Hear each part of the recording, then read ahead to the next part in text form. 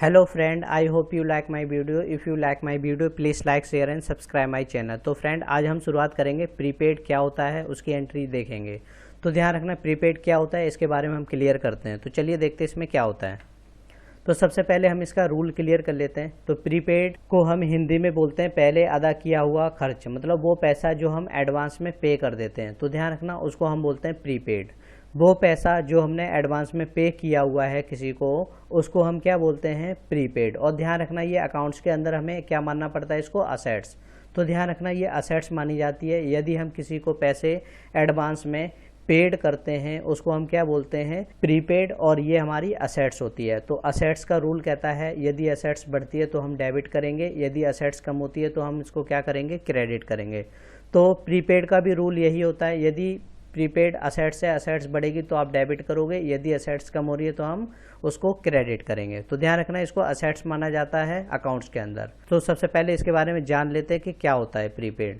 तो ध्यान रखना, प्रीपेड को हम शॉर्ट में कह सकते हैं पेड इन एडवांस, मतलब यदि हम किसी को पैसे एडवांस में पेड करते हैं उसे हम बोलते हैं प्रीपेड। तो देखते हैं इसकी एंट्री आप किस तरीके से बनाओगे।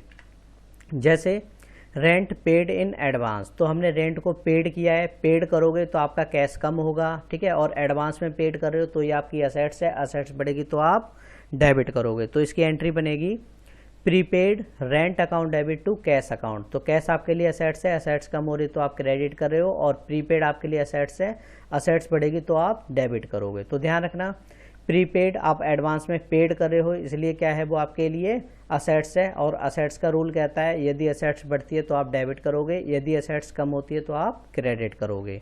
आगे है सैलरी पेड इन एडवांस, हमने सैलरी दी है एडवांस में और पेड कर रहे हैं तो हम क्या मानेंगे, कैश।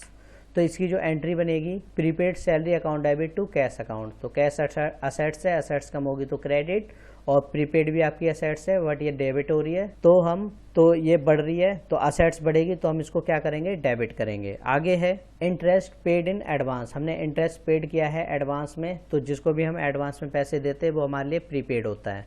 तो इसकी जो एंट्री बनेगी prepaid interest account debit to cash account. आगे है rent paid in advance by cheque, हमने रेंट दिया है चेक के द्वारा और एडवांस पे किया है। तो ध्यान रखना, prepaid rent account debit to bank account, इस बार हम बैंक के थ्रू पेमेंट करें और बैंक भी हमारे लिए असेट्स है, असेट्स बढ़ेगी तो हम डेबिट करेंगे, और यदि असेट्स कम होगी तो हम क्रेडिट कर रहे हैं। बट यहाँ पर हम पेड कर रहे हैं तो असेट्स हमारी कम हो रही है, असेट्स कम होगी तो हम क्रेडिट करेंगे, और प्रीपेड हमारे लिए असेट्स है, असेट्स बढ़ रही है तो हम इसको डेबिट करेंगे।